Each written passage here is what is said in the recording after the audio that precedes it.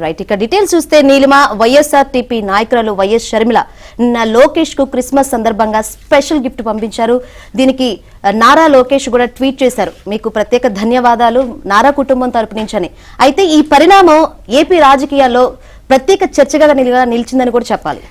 YSRTP నాయకురాలు YS Sharmila Christmas సందర్భంగా TDP జాతీయ ప్రధాన కార్యదర్శి లోకేష్ కు నిన్న స్పెషల్ గిఫ్ట్స్ పంపారు. దీనిపై ఎక్స్ వేదికగా ఆయన ఆమెకు కృతజ్ఞతలు తెలియజేశారు. క్రిస్మస్ గిఫ్ట్స్ అందించినందుకు నా హృదయపూర్వక ధన్యవాదాలు. మీకు, మీ కుటుంబ సభ్యులకు నారా కుటుంబం క్రిస్మస్, న్యూ ఇయర్ శుభాకాంక్షలు తెలియజేస్తుంది అని పేర్కొన్నారు.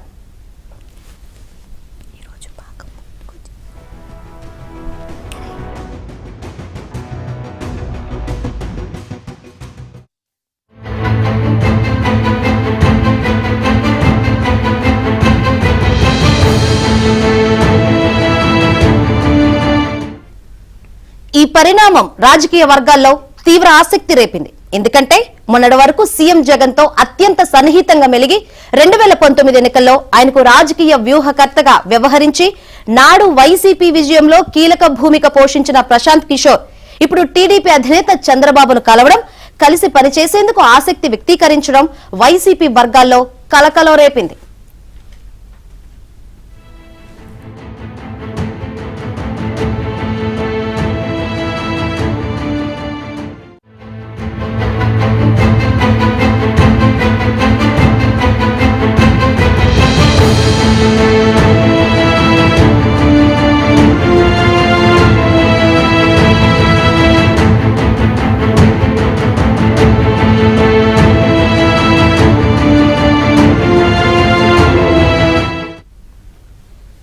ఇదే సమయంలో జగన్ చెల్లెలైన షర్మిల లోకేష్ కు స్పెషల్ క్రిస్మస్ గిఫ్ట్స్ పంపడం ప్రాధాన్యత సంతరించుకుంది. ఆయన కూడా తక్షణమే ధన్యవాదాలు చెప్తూ పోస్టు చేయడం సర్వత్రా ఆసక్తిగా మారింది.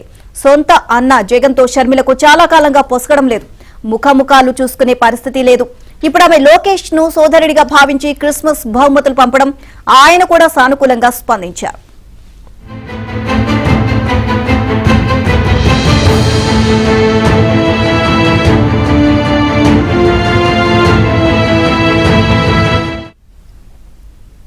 ఇదే అంశానికి సంబంధించి మరిన్ని అప్డేట్స్ మా కరెస్పాండెంట్ పూర్ణ అడిగి తెలుసుకుందాం. పూర్ణ, నిన్న లోకేష్ కు షర్మిల క్రిస్మస్ గిఫ్ట్ పంపడం రాజకీయ వర్గాల్లో తీవ్ర చర్చ అయితే నడుస్తోంది. అండ్ అంతేకాకుండా ప్రశాంత్ కిషోర్ కూడా టీడీపీతో కలిసి పనిచేయడం కూడా దీనికి సంబంధించి కూడా తీవ్ర దుమారం రేపుతోంది.